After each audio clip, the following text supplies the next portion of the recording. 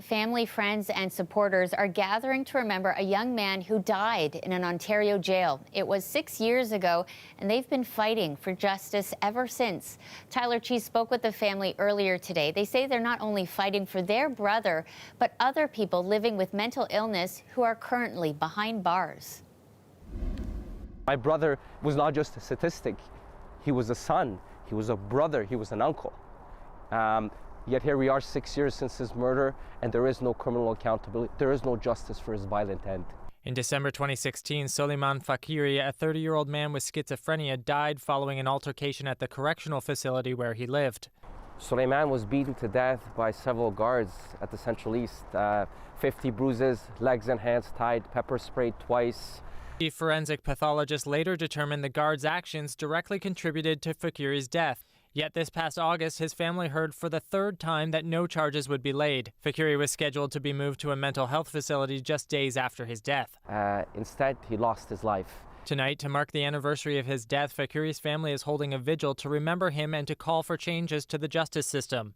Experts say the existing system punishes those with disabilities. Oftentimes, behavior is seen as dangerous when really the people who are having their disabilities weaponized against them are being warehoused in places like prisons, in places like long-term care homes, when they should be supported.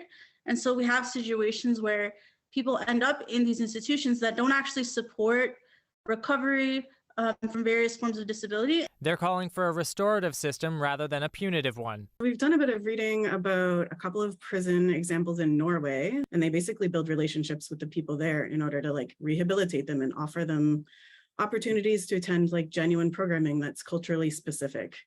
And the recidivism rate is dramatically lower. In a joint statement, 5 Canadian senators are also showing support to the Faqiri family, writing, "The criminalization of individuals who suffer from mental illness is of national concern.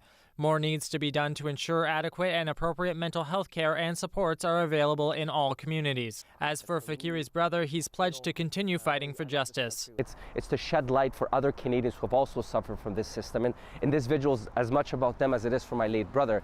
He says they will continue holding the vigil annually for as long as they have to. Tyler Cheese, CBC News, Toronto.